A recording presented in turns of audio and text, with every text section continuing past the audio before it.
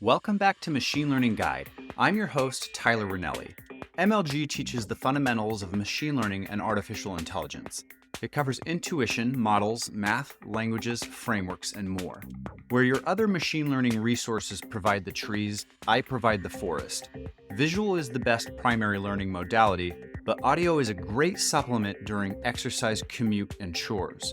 Consider MLG your syllabus with highly curated resources for each episode's details at ocdevel.com/MLG. I'm also starting a new podcast which could use your support.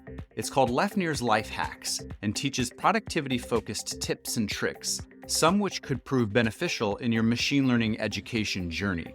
Find that at ocdevel.com/LLH. This is episode 19, Natural Language Processing Part 2. In this episode, we're going to jump into the classical natural language processing algorithms that are used for the various tasks discussed in the previous episode. Remember that natural language processing has something of a three-phase history. The first part being hard-coded rules that come from the world of linguistics. Remember, another word for NLP is computational linguistics.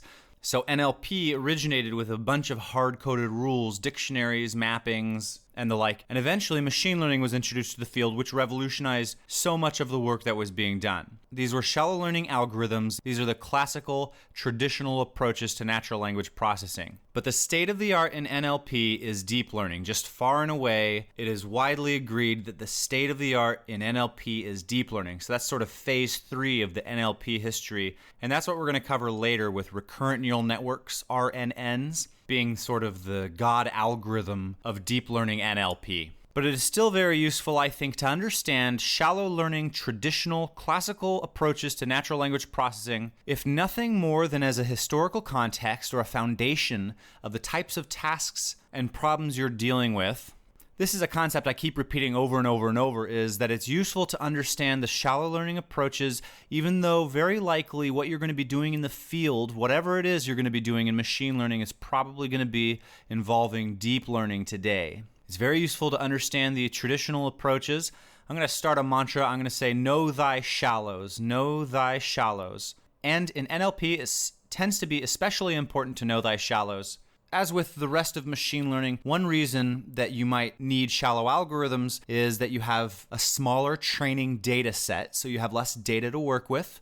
Deep learning is data hungry, very, very data hungry. Or you have less compute power. So for example, something like naive Bayes requires substantially less memory and computational resources compared to deep learning.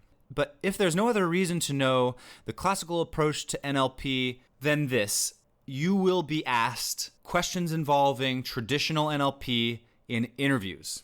Mark my word, even if the position you're applying for involves recurrent neural networks on TensorFlow, the interviewer is likely to be a senior machine learning engineer who's been in the space for quite a long time, and he wants to see your understanding of the field at large. He's going to ask you things about topic modeling, sentiment analysis, classification, and he's going to want to hear maybe two sides of the coin. The traditional, faster approach, and the state-of-the-art, more powerful approach.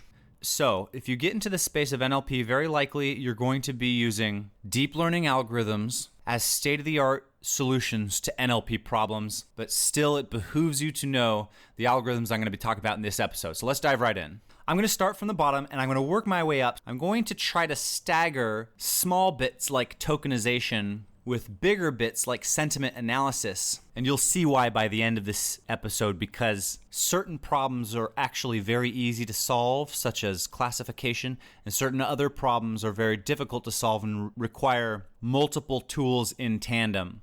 But let's start at the bottom. Let's start with edit distance.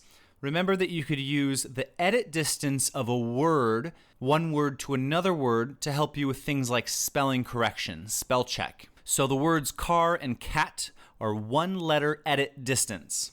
The difference between those words is one letter. So you can work with letter additions, letter subtractions, letter substitutions, etc. And a common algorithm here is called the Levenshtein distance. Levenshtein edit distance. And like I said, you would use this for things like spelling correction. Next, we have word morphology. So stemming and lemmatization. Remember that when you're maybe comparing one document to another, or if you're doing a search query, you might have a word that's present in both documents, but in different forms. So organize, organization, organizer, these all stem from the root word organize. A lemma is the pure root word, so organize the word itself.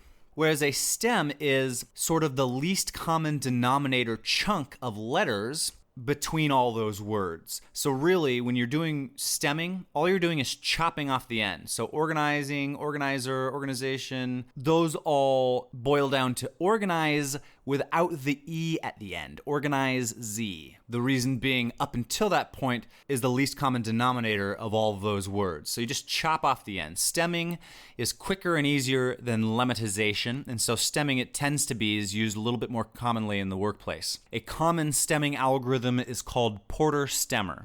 Now, a lot of these things you're just going to be getting for free with whatever language toolkit you use, such as the Natural Language Toolkit on Python, NLTK. So you don't need to know necessarily how these algorithms work under the hood. Okay, remember we talked about tokens in the last episode. You have a document. A document is like a web page or an email, any collection of words. Each word is called a token. A token can be some other things as well, like punctuation, smiley faces, and the sort. And the act of tokenization is the act of cutting this document into all the words, into a list of strings in Python. You can imagine it probably works with regular expressions, maybe splitting on non-word boundaries. I'm sure it's a little bit more sophisticated than that under the hood, but this is another one of those things where you will just use what you're given by NLTK. There's some sort of tokenize method that you can just call. So once you've split your document into tokens, we're going to look at these tokens, and now we're going to actually start doing things with them. We're going to call these tokens something else. We're going to call them grams. Just traditionally in language models in NLP, we work with things called n-grams, n-grams, n being the number of grams. So a token is a gram, for the most part. If you're splitting your document into 1 grams, single grams, it's called a unigram, then you're splitting your document into tokens. There's pretty much no difference. Word, word, word, word, word. Hello, how are you doing? 5 tokens, 5 unigrams. You can also split your document into bigrams, that is 2 grams, n being 2 in n-gram. Bigrams, so hello, how are you doing? So hello, how are, so that's 4 bigrams. Now notice there's overlap. It's like a Venn diagram. Each bigram overlaps with the next bigram. Now why would you do this? Why would you split into bigrams or even trigrams? N can be any number. Well, as you'll see in this next part on language modeling, the number of grams can increase the accuracy of your language models at the expense of compute power. We'll talk about that in a bit. Let's talk about language models. Now this is the first fundamental core aspect of NLP from a machine learning perspective, really from a statistical perspective. A language model is a machine learning model for NLP tasks, but it's actually more specific than that. It means something very specific. A language model means working with the probability of documents or working with the probability of sentences. You're basically asking, how legit is a sentence? So a language model will tell you, I took my dog to the park, has a higher probability, is more legitimate a sentence than I took my dog to the egg. Certain sentences are more probable than other sentences. Now, how do we build up these language models? Well, various models in NLP are considered language models. So language models is a category of machine learning models within NLP. The most raw form of a language model, the most vanilla language model, is basically just joint probability, just statistical joint probability. And remember, joint probability is multiplying probabilities together. That's all joint probability is. So probability 1 times probability 2 times probability 3, and so on. So how will we use n-grams with joint probability to produce a language model? We will take the words left to right, one by one, and look at the probability of one word following the other word. So when I say, hello, how are you doing? I'll say, hello, how. We look at how followed by hello. How probable is it that how follows hello? Well, we look at every time we see hello in our millions of documents in the database, and all of the words that follow hello, look at what proportion of hello how is over all of those other things. So that's the probability of how following hello. Let's say it's 5%. So it's 5% probable that hello how is legit, is a check mark. Now we move on. How are? We do the same thing. Of all the times we see how in our documents, how often is it followed by are compared to all the other things that follow how? That is some proportion of times seen as such. It's a probability. Let's say that's 10%. And so on down through the sentence, we have these probabilities, and now we just multiply them all together. That's a joint probability, and that's a language model that tells you how probable that sentence is. Now that was using unigrams. One word at a time, we're checking the probability of word A followed by word B. If we were to use bigrams, things would be a little bit different. We would say hello, how, followed by how are, and the probabilities would seem a little bit more sane.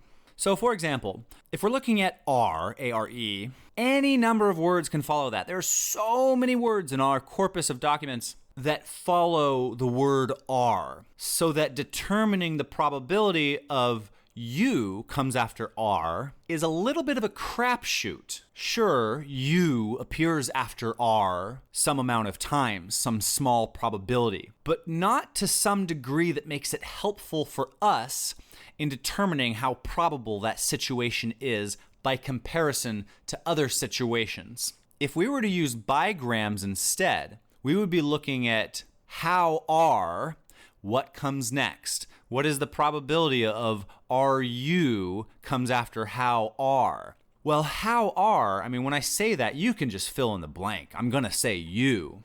How are things? How are your dogs? Who knows? But the space of things that can be said after how are is substantially narrowed down, and indeed are you is probably the most probable next utterance. So working with bigrams makes things easier to work with, more accurate. Your language models become more accurate, but they also become computationally more expensive, and you have to store more data is one of the big problems. So for example, if you're working with unigrams, how many grams do you need to store in some database? Well, it's just going to be the English dictionary for the most part. That's like 171,000 words. Well, if you're working with bigrams, you're going to need to store and work with every possible two-word combo you've ever seen in your entire corpus. And that could be just enormous. So while working with bigrams for your language models increases accuracy, it decreases physical performance, like machine performance. So it's always a trade-off in machine learning. And that tends to always be the trade-off, is accuracy versus compute. And the higher the gram count it tends to be, the more accurate your language model. I should say also that the higher the gram count in some n-gram model means that you need a lot more training data to train on as well, because you're less likely to see things like common three-word pairs. So data and compute versus accuracy. Okay, a language model. So joint probability is the vanilla quintessential basic language model, and a language model is basically telling you how legit a sentence is. And you do that by piping in any number of unigrams or bigrams or trigrams, however you want to do it. What would you use a language model for? Well, right out of the get-go, you can imagine that you would use this for something like autocorrection on mobile phones, as well as predictive text. So those have a lot in common, autocorrection and predictive text. So you're typing away, chatting with a friend, and you're building up a language model, a probability of what you've been saying up to this point. Your iPhone could then basically look at any number of words and see what's the best word that might come next that will give you the highest probability over this language model. Sort those by probability. Take 3. So it'll suggest 3 most probable words that come next, given the things you've said thus far. They're all multiplied together in a joint probability. You can also pair it with edit distance that I just talked about in order to provide spelling corrections. So for example, if you're doing some Google search query and it sees that you've spelled one word wrong in the entire query, what it might do is catch that misspelling, just it doesn't belong in the dictionary of words it's ever seen before.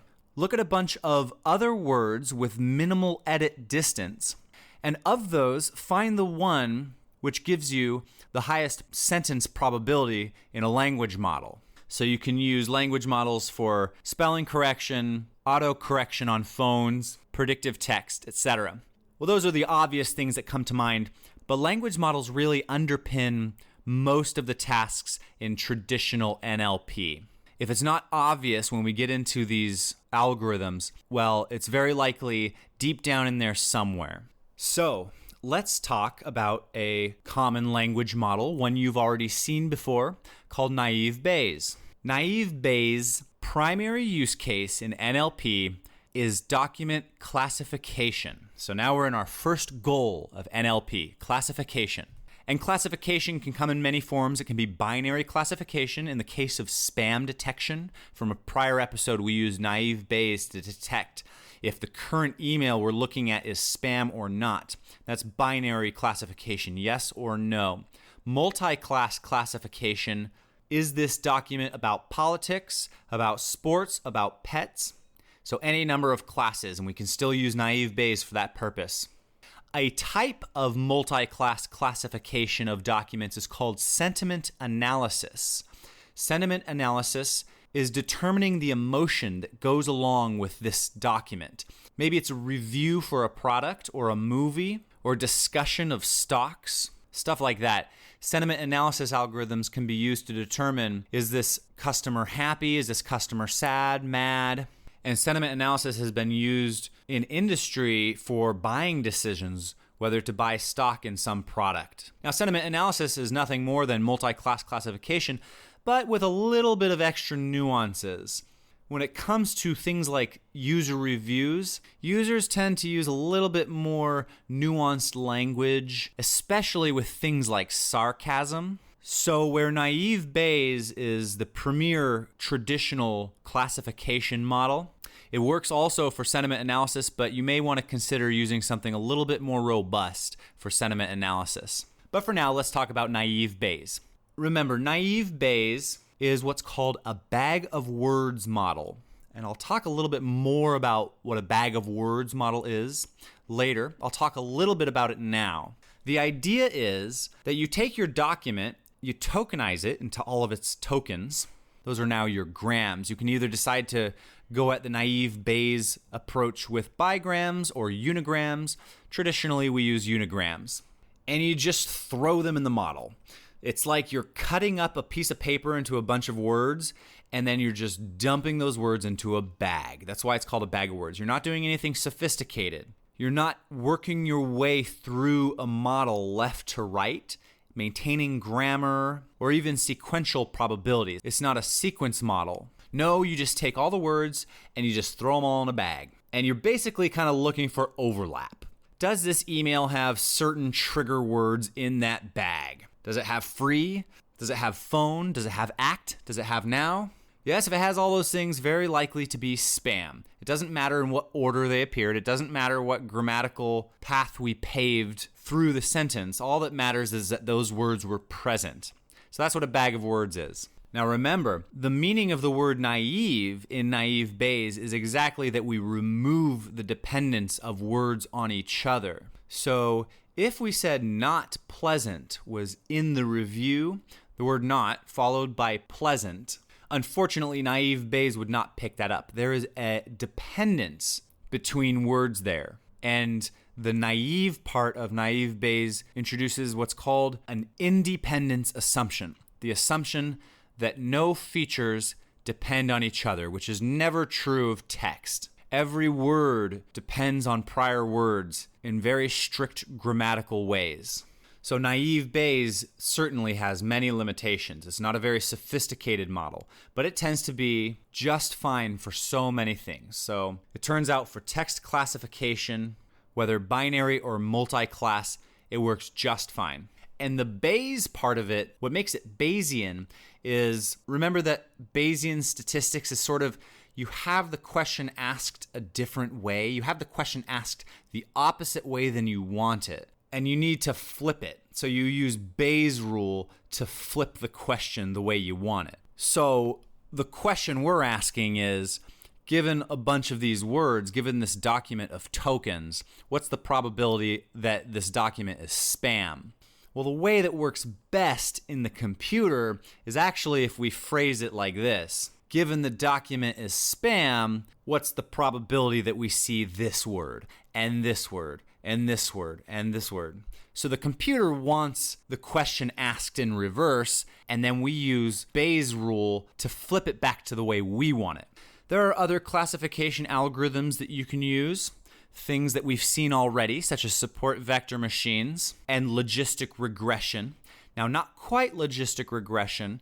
Logistic regression is actually a binary classification algorithm. Logistic regression will tell you either 0 or 1, yes or no, spam or not spam, for example. But you wouldn't be able to use it for multi-class classification. Is this document about cats? Is it about baseball? Is it about politics? Is the person happy, sad, or angry? But there is a form of logistic regression called multi-class logistic regression. So there's an augmented version of logistic regression for multi-class. But it turns out in NLP, for some reason, I don't know why yet, practitioners prefer a slight variation of multi-class logistic regression called maximum entropy model, MaxEnt, M-A-X-E-N-T. And as far as I know, you really don't need to understand the difference between multi-class logistic regression and maximum entropy models. From everybody I've talked to, they say it's pretty much the same thing. There's a little twist in the algorithm in there. But if you understand multi-class logistic regression, you get the concept. So you can use maximum entropy models for document classification as well as naive Bayes. But naive Bayes, it seems to me, is the most popular algorithm for document classification.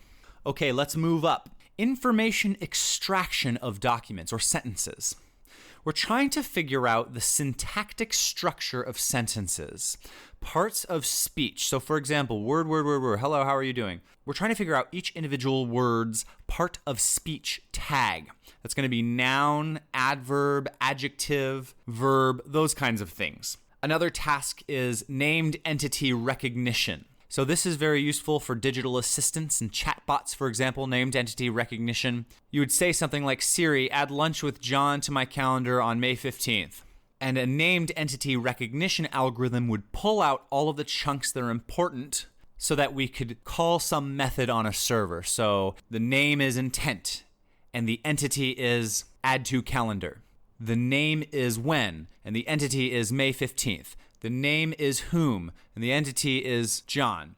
So that's named entity recognition, extracting bits of information that we need from the sentence or the document. So those are two common tasks. Part of speech tagging and named entity recognition. Two totally separate tasks. The reason I clump them here together is that the algorithms that you'll use for these two tasks are the same algorithms. So let's talk about part of speech tagging.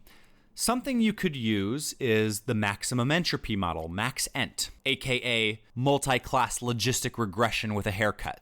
So that's a classification model. What would you do? You would take your word and maybe you would look at some word to the right and some word to the left, and maybe you'd look at the end of your word. So for example, words that end in ly tend to be adverbs, and you look at the beginning of your word and you look at, does your word start with a capital letter but it's not at the beginning of a sentence? Well, that's likely to be a pronoun. So you'll engineer various features of the word. This is called feature engineering, and this is something that deep learning famously does away with, feature engineering. But in the case of traditional NLP, you need to perform feature engineering on your words if you're going to use what's called a discriminative model. We'll get to that in a bit. So you pick apart your word in various ways. Now, you certainly will not use a naive Bayes classifier to classify the part of speech tag for your word, okay? If you're trying to determine whether the word mountain is a noun, verb, or adjective, you don't want to cut it up into all the letters and throw them in a bag. That is not useful at all. It helps with document classification, but letter sequences in a word is substantially more important than word sequences in a document. So you cannot use naive Bayes to classify the part of speech tag for a word, but you can still kind of cut the word into various ways. So like I said, maybe the first 3 letters of a word and the last 4 letters of a word. Various snippets of words tend to indicate various morphology in the English language. And then you can throw all these features into your classic max-ent model and classify whether the thing is a verb, noun, or adjective. And of course, you would train this model on hundreds of thousands of words you've seen before, and maybe even their context in documents, one word to the left, one word to the right. Certain parts of speech tend to follow and precede certain other parts of speech. So you can use maxent to classify the part of speech of a word. Another thing you can use, and this is a little bit new territory, you pretty much know what maxent is because you pretty much know what logistic regression is. But this is a little bit new. It's called a hidden Markov model. I'm going to spend some time on this. This is an important algorithm. You know what a Markov chain is from a prior episode. Remember, Markov chain, M-A-R-K-O-V, is a sequence of steps. It's a sequence model. It's a sequence of steps with probabilistic transitions between states. So the example I used in that episode is that you might build a Markov chain for a restaurant. Customers arrive at a restaurant. That's state 1. You might draw a little circle on a piece of paper with S1 inside of it. From there, customers are waiting for a table. So they transition into the waiting state with 100% probability. They go right to the waiting state. In the waiting state, S2, a circle around S2, they can either continue waiting if there's not any tables available, so it can loop back on itself. Let's say that we've observed that over the course of this restaurant, that's a probability of 30%.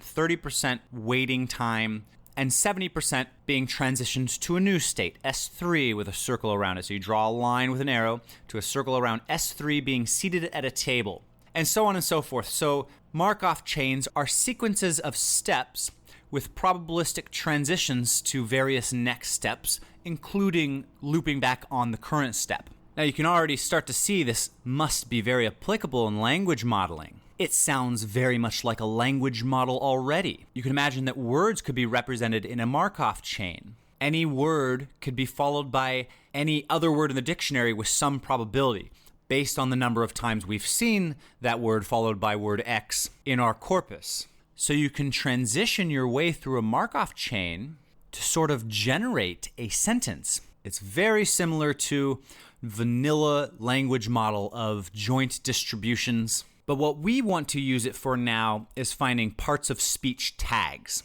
So we're looking at a sentence, the boy climbed up the mountain. And we want to tag these things as determinant, noun, past tense verb, and so on. Well, a Markov chain doesn't help us here. It tells us the probability of transitioning our way through that sentence as such, making it a language model. We might be able to generate that sentence with a Markov chain, but it doesn't tell us the tags corresponding to each word. We want something else. We don't want what we're looking at, we want something else. Well, enter the hidden Markov model, HMM. It is a Markov model with a twist. It is a Markov model where you work with not what you're looking at, but some byproduct of that, what's called a hidden state. You can imagine you have your circles with S1 and an arrow pointing to S2 with a solid line circle, and right behind that would be some dotted line for each state, a dotted line circle, and then in gray S1, and then a dotted line circle behind state 2 in gray S2. Some hidden state is a byproduct of the real state, the observed state. So the example they use in academia is, if you wanted to determine the weather for the last 365 years, but you don't have access to the weather, you could look at what people are wearing throughout the year. Every day, people may be wearing raincoats or shorts or big jackets. Well, that would tell you whether it's raining or it's sunny or it's cold.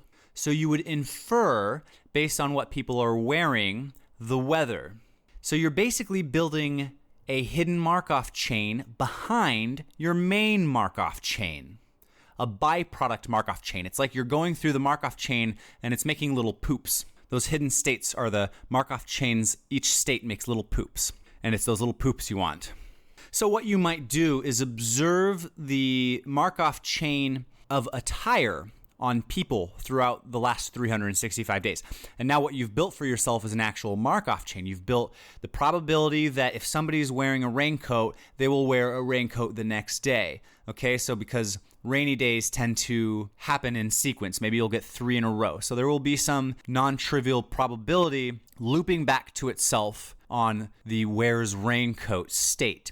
But it'll also have a probability of transitioning to the wears shorts state. And then in that state, it has some probability of looping back to itself, and so on. So over the course of observing what people are wearing throughout the last 360 days, you've built a Markov chain, a chain of probabilistic transitions. And from some inside knowledge, tapping your nose, you know that that Markov chain corresponds to a secret Markov chain, a hidden Markov chain of the actual weather patterns. And now you can use that to make predictions of weather. If you're in a rainy day state, you can predict the probability that the next state will be sunny or rainy or cold. So that's what we do, is we build a Markov chain of words and we train it on words and their corresponding parts of speech for instances that we've seen before. And then we run the hidden Markov model on something we want to classify the parts of speech in the sentence, and it poops out little parts of speech for every word as it goes through the chain. So that's a very useful model, the hidden Markov model. You'll see it not only in NLP, you'll see it in various walks of machine learning. It's a variation of the Markov chain. So the Markov chain has little spin-offs. This is the hidden Markov model. I've talked about the NPC bad guy Dark Lord in that little showdown between the barbarian and the Dark Lord, where the Dark Lord would use, in order to decide what action to take against the good guy, would be what's called a Markov decision process. So it's sort of deciding what action to take based on what is the most probably good action to take. So he may observe the Markov chain, the vanilla Markov chain, representing the player's actions. If the player is on this platform, he's very likely to jump down and do this thing or the other. And then use that in his Markov decision process of deciding what actions to perform.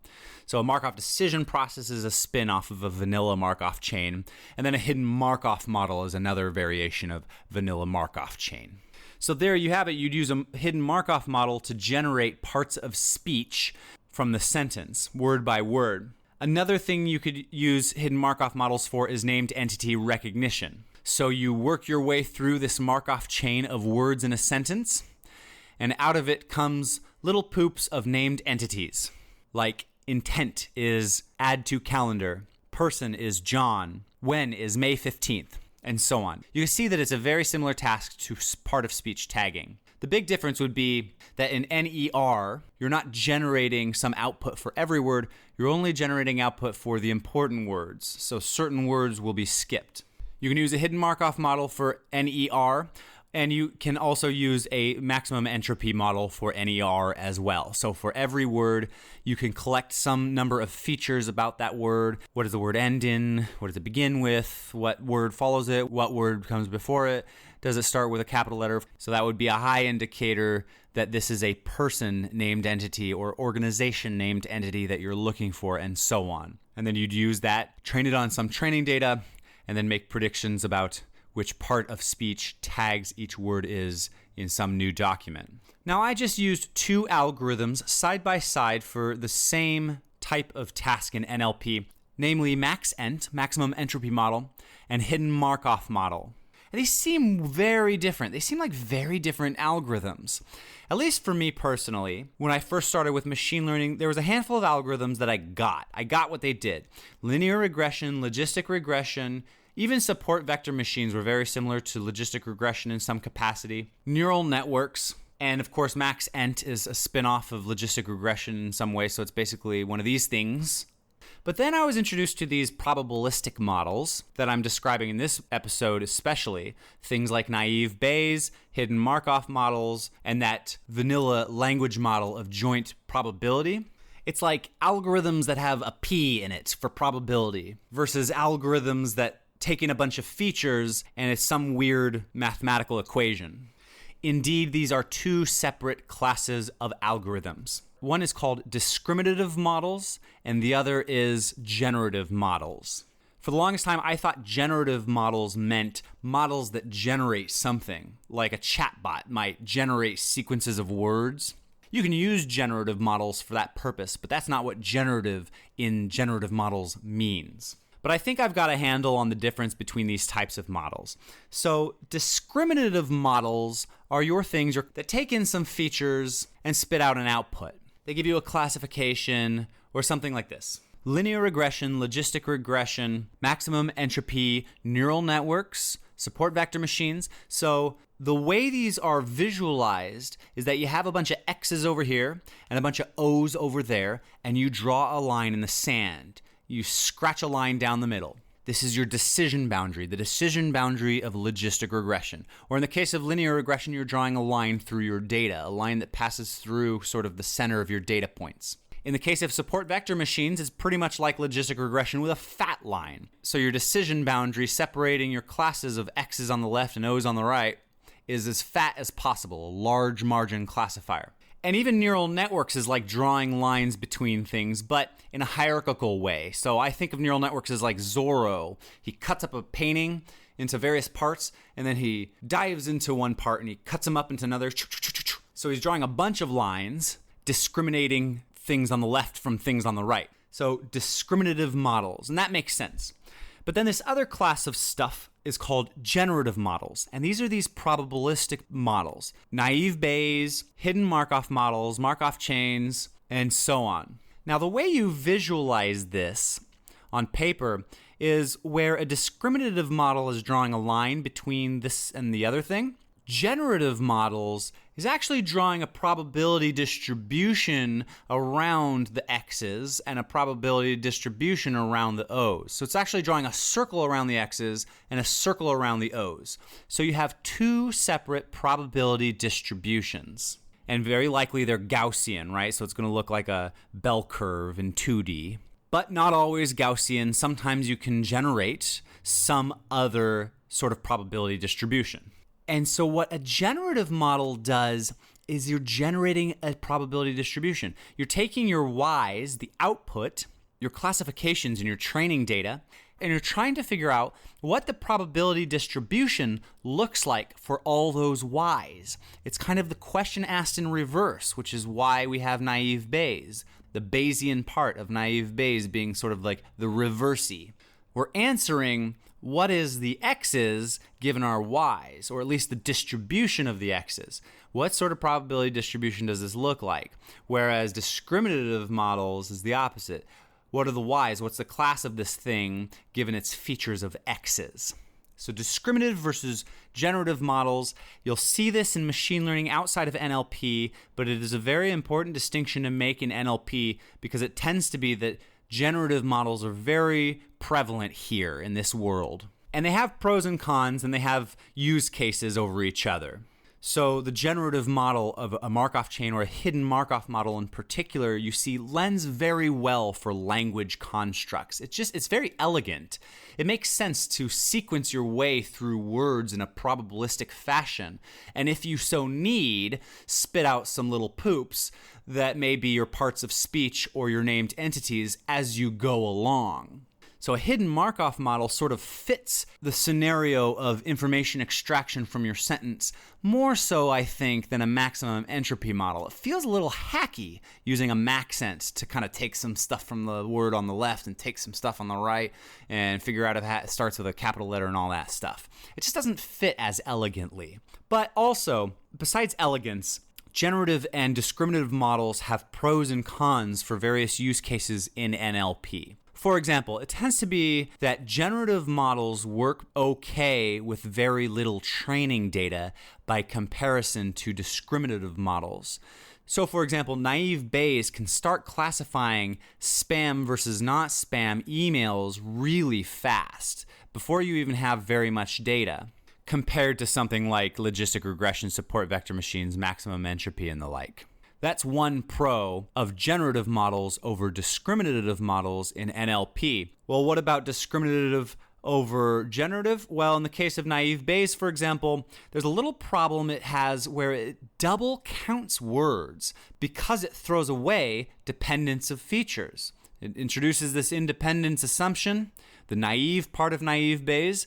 Well, it throws away the dependence of words on each other. So, for example, the word Hong Kong is split into two words through tokenization and is double counted.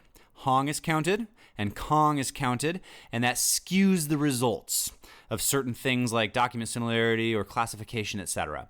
Whereas something like maximum entropy models does not double count Hong Kong. It doesn't do away with independence. So pros and cons of generative versus discriminative models in NLP. I mean, you'll probably just end up using whatever model is common to use for that particular use case. I don't know that you need to know the pros and cons of discriminative versus generative models. Let's talk about one more generative model called LDA, latent Dirichlet allocation. And something you use latent Dirichlet allocation for is what's called topic modeling. So I actually don't know how LDA works under the hood. I know what it does, and so that's what I'm going to describe to you. Latent Dirichlet allocation is used primarily for topic modeling. It's basically tagging documents. So let's say you have a million documents, and a bunch of documents are about cats and dogs and fish and aquariums and pet food and all this stuff. And some other documents are about bat and ball and base and stadium and stands. And some other documents are about JavaScript and Python and React Native and Postgres. So there tends to be categories of documents. The dogs, cats, wolf, bark, fish type documents would be categorized as pets. And the bat, ball, home run stuff would probably be baseball. And the React, JavaScript, Python stuff would be programming. What LDA does is it finds these topics. It finds these clusters. So this is very similar to clustering that we've seen before with k-means. And in fact, LDA is an unsupervised model. So that's very similar indeed. The difference is that k-means will find disjoint categories of things, disjoint clusters that don't have overlap, whereas LDA will find models that maybe you have a document that's like 30% about pets and 20% about baseball and such. So LDA will auto tag your documents. That's what LDA is for. So for example, if you've ever written a question on Quora or Stack Overflow in particular, and you hit submit and you forgot to add tags to your question, well, Stack Overflow will automatically add a bunch of tags to your question. Machine learning, Python, TensorFlow. It'll just pick up on words in your document. And so LDA generates sort of topics or clusters of words that seem to co-occur between documents. Very useful for auto tagging. You can also use it for document similarity. So for example, you can use LDA to determine if a document you're looking at is similar to some other document in the database. Quora, the question answer website, had a competition one time to figure out if when you're typing in a question, has that question been asked before so that you're not going to submit a duplicate. Well, you could use LDA to figure out which topic the document you're typing up falls under and find any and grab a whole bunch of those and then use something from there to sort of find the level of overlap between the documents, something like TF-IDF that we'll discuss in a bit. So LDA is for topic modeling. Finding topics amongst your documents, groups of words that they have in common between each other. Similar algorithms, as far as I understand, are called latent semantic indexing and latent semantic analysis. So if you see LSI or LSA or LDA, they all have a lot to do with each other. But LDA is the common one that's used in application in NLP for topic modeling, auto-tagging your documents. All right, let's move on to search. Search engines, searching for documents, document similarity, relevance, all that stuff. The domain of Google. as well as the domain for a very popular open source project called Elasticsearch. Elasticsearch is probably the most popular open source search indexing tool that you can use for your project, your web app, whatever. If you just wanted to add quick searching capabilities to some content-based web app that you have, you could use Google's drop-in site search feature. Or if you're using a content management system like WordPress or Drupal, they provide search functionality out of the box. But if you're building something a little bit more robust, a common tool people use is Elasticsearch. And the underpinnings of Elasticsearch are going to be primarily predicated on this algorithm we're going to be talking about called term frequency, inverse document frequency. We will lead up to that in a bit, but let's go back to bag of words. Let's talk again about the bag of words models. Naive Bayes, for example, was a bag of words model. I said it's basically like cutting up your document and throwing it into a bag and seeing if there's some overlap between maybe a search query or a classification. You're just basically looking for trigger words. But let me talk a little bit more technically about what a bag of words model is. A bag of words model takes your document, cuts it up into tokens, unigrams or bigrams, however you want to do it, and it generates a vector. So it takes your document and it turns it into a vector. The vector size, its width, is going to be the number of terms in the dictionary. Let's say you're using the English dictionary. It'll be 171,000 words. So 170,000 columns by one. One vector for every document. 170,000 columns. And those are the features. Those are, is the word present in the document? 0 or 1, okay?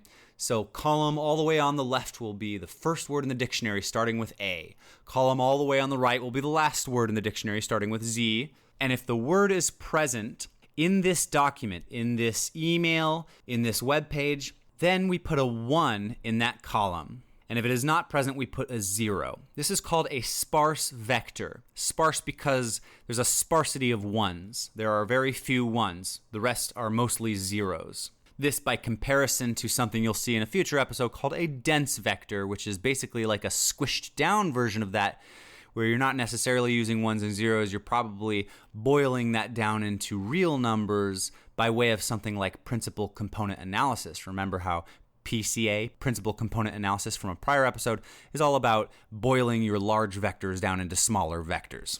One vector per document, many documents in the database, so 170,000 columns, and however many documents you have, number of rows. And so this structure is used in Naive Bayes for NLP. So Naive Bayes can be used outside of NLP, but when it's used in NLP, it uses this bag of words structure. That's why in NLP, Naive Bayes is called a bag of words model.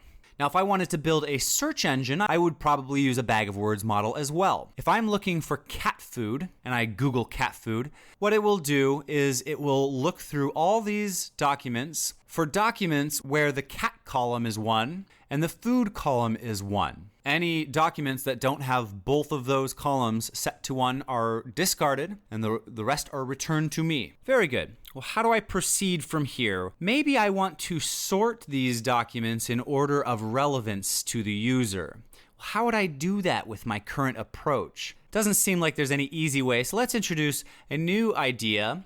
Instead of storing a 1 or a 0 in the column for a word for every document, let's store a tally, the number of times that word appears in the document. So instead of storing a 1 for cat, let's store the number of times cat shows up in this current web page. Very cool. So now if I look for cat food, what we could do is sort the documents retrieved by the number of occurrences of that word in the document. More cats and foods in a document means more relevant to my search query. This is still a bag of words, by the way.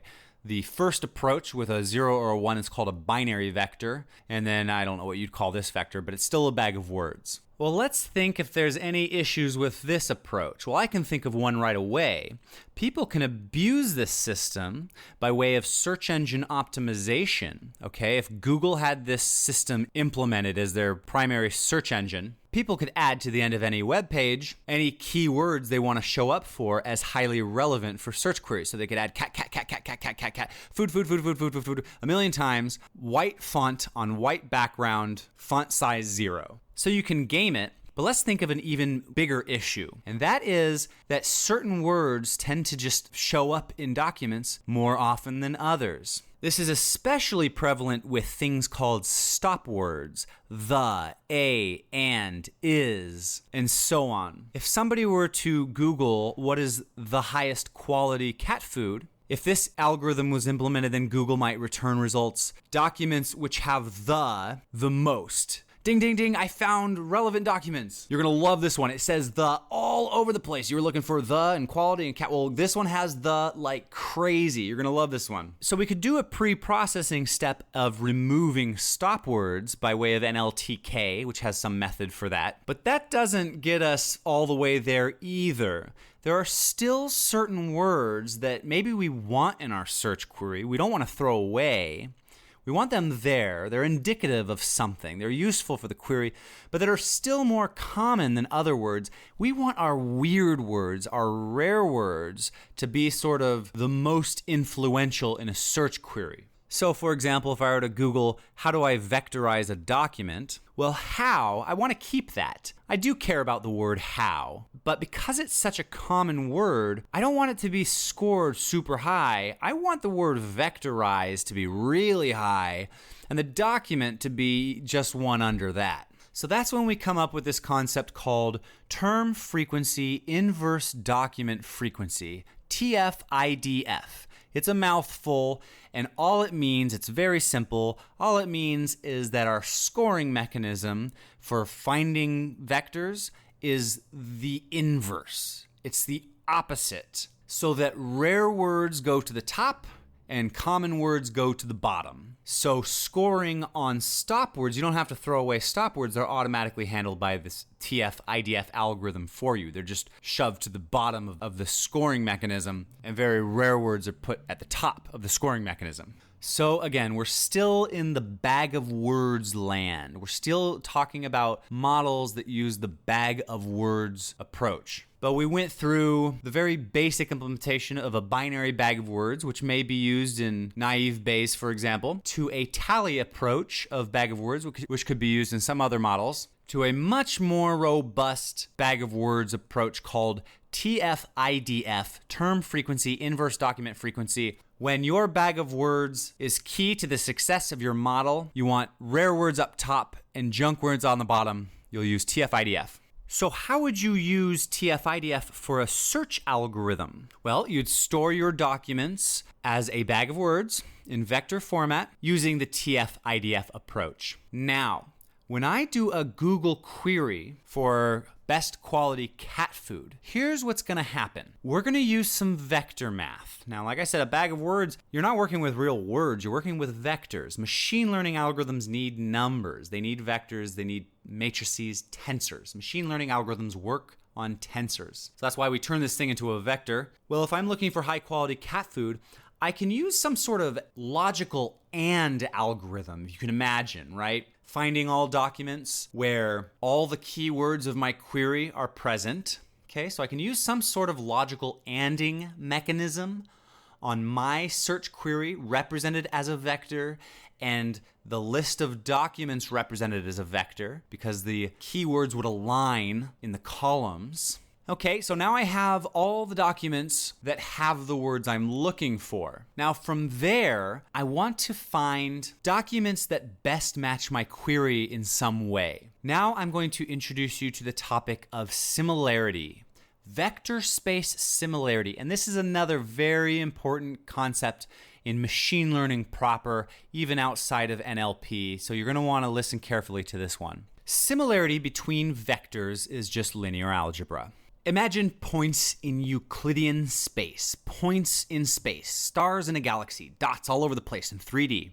Those are your vectors. Those are your documents. Or as we'll get to with Word2Vec and deep learning stuff, those may be your words. Whatever it is you're storing in vector format, that's what it looks like. A bunch of dots all over the place in space. So here we have dots in space being your documents.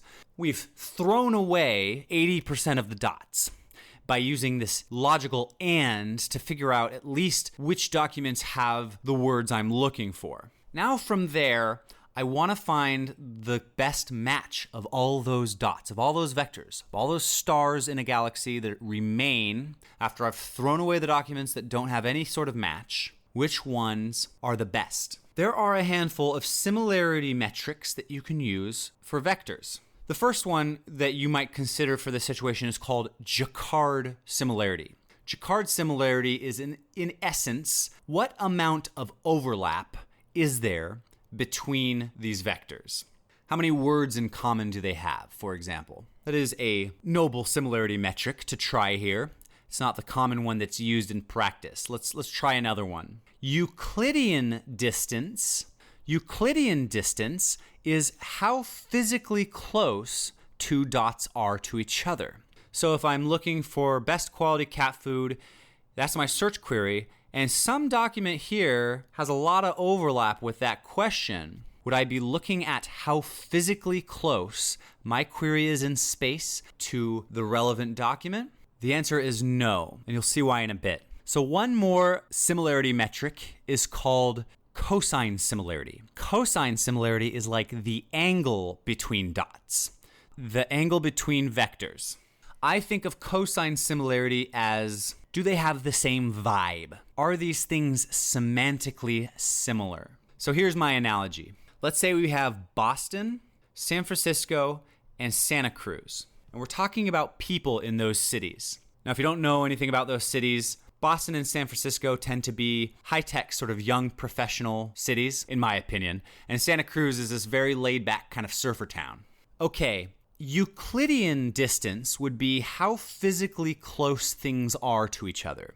Boston is very Euclidean far from San Francisco, but San Francisco is very Euclidean close to Santa Cruz. So Santa Cruz and San Francisco are very physically close in space to each other compared to either of them to Boston. Boston is on the other end of America. Euclidean distance. Jacquard similarity is a little bit different. It's what is the overlap, essentially, between these cities. So maybe you would think of that as what residents have homes in multiple of these cities. To what extent does somebody have a home in San Francisco and a home in Boston versus a home in San Francisco and a home in Santa Cruz? Okay, so that would be Jacquard distance. And then cosine similarity would be how similar they are in character. Okay, so I would say that Boston and San Francisco are very similar in character, in personality. The type of person who would like Boston would like San Francisco and vice versa. By comparison to San Francisco and Santa Cruz, I would say that they're very different in character. That's the cosine similarity. It's the angle between dots. So obviously, it's the cosine similarity we want here, but let me give you one more reason for using the cosine similarity between our query and the document we're looking for. And that reason is that even if two documents had the same vibe, the same semantic meaning, well, if one talked about what you're asking about in your query a lot versus another document which talked about it a little, well, those distances in physical space would be drastically different, even though their semantic difference is not different. Okay, so if I'm looking for high quality cat food and something is like rambling on about high quality cat food, this is the best high quality cat food you could find for cats that's high quality and its quality is really high, versus another one that said high quality cat food, well, they're both semantically what you're looking for, but one has like rocketed into space way to the top right in the same direction as the other one that's closer to you down here. So they're semantically similar. Their cosine similarity is the same because the angle between your query and those documents is the same for each case, but their physical distance is very large, and so that hurts your situation. That's why you don't use Euclidean distance here. So there you have a search engine. You store your documents, as bags of words in your database, vectors, sparse vectors. You use TF-IDF, that's term frequency inverse document frequency, to find the similarity between your query and relevant documents based on word overlap scored in the opposite of frequency of terms. It's just going to penalize really common words and give higher scores to very rare words so that your search queries on rarer words will find more relevant documents. And from there, you will use cosine similarity to find the closest matched of the matched documents. Now, TF-IDF and cosine similarity is vastly useful all over NLP. I talked about in the prior section using LDA, latent Dirichlet allocation, for topic modeling in order to find similar documents similar to the one that you're looking at right now. Well, that's not really the best way to find a similar document. The best way to find a similar document is using TF-IDF in combination with cosine similarity. What level of overlap of rare words does this document have with some other documents? And then from there, what is the angle between my document as a vector and those documents as a vector? Sort by smallest angle, and now you have similar documents. Okay, I am only halfway through this episode, so I'm going to stop here and just break it into 2 episodes. I'm sorry, guys. This went on a lot longer than I thought it was. It's my bedtime. We talked about very small bits like edit distance using the Levenshtein algorithm, stemming and lemmatization using the Porter stemmer, breaking your document into multiple tokens, tokenizing your documents into what's called unigrams, or you could break it into bigrams. You will use these grams, these n-grams, in your language models. A language model is a generative model, okay? A generative probabilistic approach, machine learning approach to NLP. One common task in NLP is classification and sentiment analysis. You can use any handful of algorithms there, such as support vector machines and MaxEnt, maximum entropy model, which is very similar to multi-class logistic regression. But the most common algorithm used for classification and sentiment analysis in classical NLP, not state-of-the-art NLP, is naive Bayes. Naive Bayes is a generative language model. There is also something called information extraction, such as part-of-speech tagging, figuring out which word is a verb, which word is a noun, etc., and named entity recognition, figuring out who's who in a sentence. Models that you would use for that are maximum entropy models. There's also another one called conditional random fields, which I didn't talk about in this episode. And importantly, a model called a hidden Markov model, which is a variation of a Markov chain. I distinguish between generative and discriminative models. Discriminative models give you the probability of y given x, technically. Visually, it's like drawing a line separating the x's from the o's, the things on the left from the things on the right. Generative models give you the probability distribution of x given y, the inverse. Technically and visually, it's like drawing circles around your clouds of dots. You're drawing probability distributions around your classes. Common discriminative models are support vector machines, maximum entropy models, logistic regression, neural networks, and so on. Common generative models are hidden Markov models, naive Bayes, and latent Dirichlet allocation. Latent Dirichlet allocation, LDA, is used for topic modeling, keyword extraction, figuring out which tags go with your documents. Common similar algorithms to LDA are LSI, latent semantic indexing, and LSA, latent semantic analysis. LDA is very similar to k-means unsupervised clustering, which we talked about in a prior episode, the big difference being that this one allows for overlap, like 30% about pets, 20% about sports, etc., whereas k-means clusters disjoint classes. Then we talked about search and document relevance by way of a 1-2 punch called TF-IDF, term frequency inverse document frequency, bag of words model, and cosine similarity. So you use the TF-IDF approach to find documents that match your query or documents that match other documents based on the frequency of rarer words overlap. And then you use cosine similarity to find how similar documents are to each other or queries are to documents. Use that for document similarity, relevance, and search engines. In the next episode, I'm going to finish up traditional NLP algorithms. I'll talk about parsing, syntax tree parsing, things like context-free grammars. And then I'll talk about the really big problems to solve in NLP using all the tools then that I gave you through this and the next episode. So all the stuff that we talked about with part-of-speech tagging, named entity recognition, hidden Markov models, these are tools that you will use for the big problems such as question answering, automatic summarization of documents, and machine translation. So we'll get into all that in the next episode. The resources is the same as the last episode, namely speech and language processing, the textbook.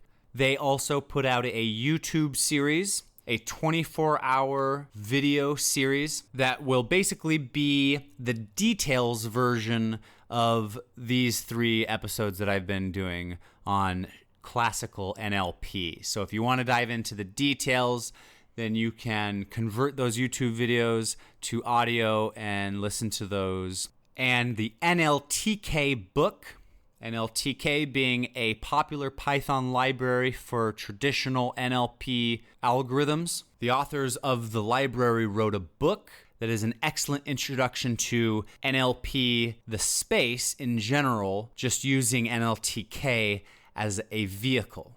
As always, those are available at ocdevel.com, ocdevel.com/podcasts/machine learning. I'm also starting a mailing list you can sign up for there, where I will send you an email when a new episode comes out, and I'll send you the resources in the email so you don't have to go to the website. Any other sorts of news or announcements I'll do on the mailing list. See you guys for NLP Part 3 next time.